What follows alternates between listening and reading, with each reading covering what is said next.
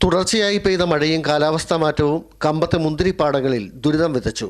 ഈ സീസണിലെ ഉൽപാദനം 1/3 കുറഞ്ഞു. വിലത്തകർച്ചയും കർഷകരെ ദുരിതത്തിലാക്കി. കമ്പം മേഖലയിലെ ചുരുളിപ്പെട്ടി, എൻടിപ്പെട്ടി, അണപ്പെട്ടി, ഗൂഡല്ലൂർ എന്നിവിടങ്ങളിലായി 25,000-ഓളം ഏക്കർ സ്ഥലത്ത് മുന്തിരി കൃഷിയുണ്ട്. കമ്പത്തേക്ക് സഞ്ചാരികളെ പ്രധാനമായും ആകർഷിക്കുന്നത് മുന്തിരിത്തോപ്പുകളാണ്. മുന്തിരി കൃഷി നഷ്ടമായതിനാൽ കഴിഞ്ഞ 5 വർഷത്തിനുള്ളിൽ 5000 ഏക്കർ സ്ഥലത്തെ മുന്തിരി കൃഷി മറ്റ് കൃഷികൾക്ക് വഴിമാറി. ഇക്കഴിഞ്ഞ ഡിസംബർ വരെ തുടർന്ന മഴ മൂലമാണ് ഇത്തവണ കർഷകർക്ക് നഷ്ടമുണ്ടായത്. ഒരു ഏക്കർക്ക് നല്ല വിളച്ചൽ വന്നാൽ ഒരു 1 ലക്ഷം രൂപയ്ക്ക് വരാം.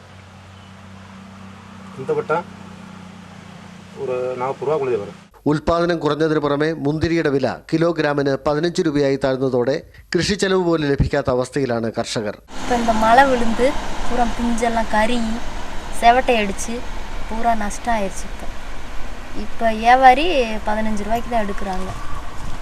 நாங்கள் இந்த ரோட்டில் உட்காந்து ஏதோ ஒரு ലാഭം വരട്ടുമ്പോൾ ഒരു 5 രൂപ சேர்த்து വെച്ച് 20 രൂപയ്ക്ക് വിൽக்கிறோம். 4 മാസക്കാലം തീവ്ര പരിചരണം നൽകിയാലേ മുന്തിരിയിൽ നിന്ന് നല്ല വിളവ് ലഭിക്കുകയുള്ളൂ. വളങ്ങൾ, കീടനാശിനികൾ എന്നിവയുടെ വിലയിലുണ്ടായ വർധനവും കൃഷി നഷ്ടത്തിലാകാൻ കാരണമായി.